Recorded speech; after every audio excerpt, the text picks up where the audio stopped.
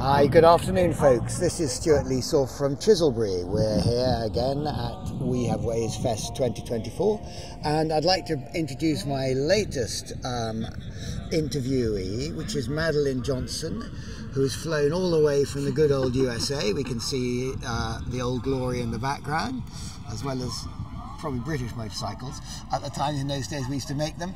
And she is currently writing a book, which is going to be published by Chiselbury, called Picnic with Hitler.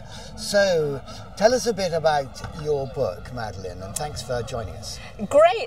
Actually, this is a super place to be because the book originates from my uncle, who was in the Battle of the Bulge. He was in a civil affairs unit in the U.S. Army, and so it's appropriate that we're here right with the U.S. Army, who found in 1945, when he was billeted, or the office, they had their office in the Nazi headquarters in Wetzlar, found a group of slides that he brought home as a souvenir.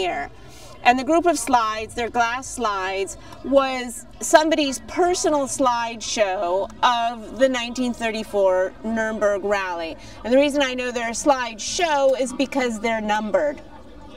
And it's super interesting because some of the pictures he clearly took himself, some he purchased as if a sort of 1930s Instagram to be able to say, I was here in the big event. They're photographs everybody'd recognize of the rally.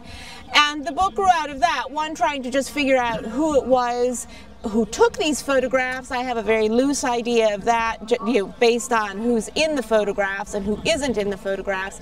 And then I realized as I started looking at them and finding out more about the rally was how little we know about the rally compared to how much we think we know because of the Leni Riefenstahl film and the constant repetition of those images from it. And what really went on the ground, which is a picnic for Hitler. And as you see in some of the photographs, it is literally people sitting in the stands eating peanuts out of bags and trash on the ground. You know, those immaculate settings in Leni Riefenstahl where everything's perfect. And then in this man's photographs, it was clearly a man who took them. It's strewn with litter. It's like the pictures after, say, the Glastonbury Festival. It looks exactly like afterwards. that. Exactly. As you think the Germans never going to be like that. No German. And certainly not the Nazis. Exactly. No Nazi with litter, but no. They did. They did. They did. Well, of course, and no Nazi was short or overweight or not blonde, but there's a couple pictures that I call the master race and a more ill-assorted bunch of people you've never seen. But it's just a very interesting glimpse into what Germany looked like in 1934, because it's very easy for us now to say, oh, I never would have been a German Nazi, or oh, how could anybody have done that?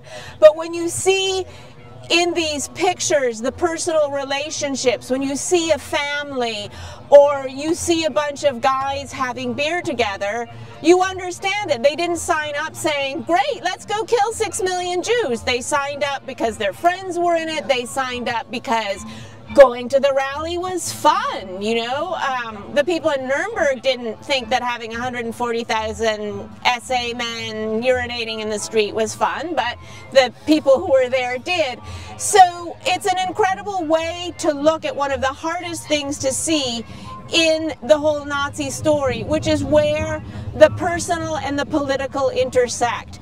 And most of the histories that we are used to are very political history. They're all based on political events because, of course, that's what you can see. And with hindsight. And hindsight, that's what people wrote about at the time. One of the most famous accounts of the rally is the American journalist William Shearer.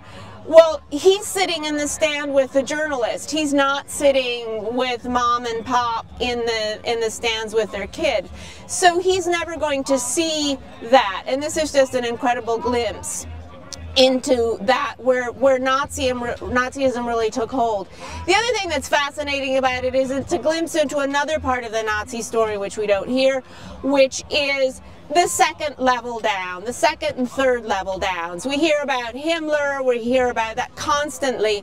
The figures below, the Gauleiters, the regional leaders, the town leaders, the block leaders, and that's what these people are in these pictures. It's hard to tell from the color of the epaulets exactly what level they were, but they were the lower officials. These are the people who made Nazism happen. These are the people who, on the day after the Nazis fully take power, go in and kick the union leaders out. They literally stand in the town hall and tell the town officials they've got to go.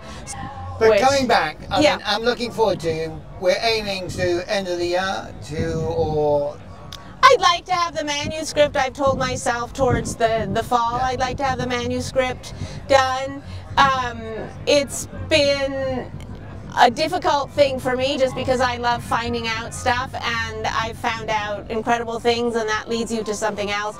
And what it's really exposed to me too is you'd think everything that there was to say has been said on Nazi Germany. The thing that's been most surprising to me is how little has been said, and how the same furrows are constantly gone over again. Just an example, we see probably the same 40 photographs of Nazi Germany, most of which were a lot of which were taken by Heinrich Hoffmann, and the United States National Archives has Hoffmann's captured whatever, all his negatives. There are 400,000 images in there that are just incredible. In the Library of Congress, they have Hitler's personal library. You check out a book, you open it up, Ex Libris Adolf Hitler, but nobody's really looked at these, and one of the reasons I'm talking about this is one of the major figures in these photographs is somebody who made one of these albums of Hitler's inauguration of a piece of Autobahn, and he was there, that was his region. So they're just constantly things that lead you to something else.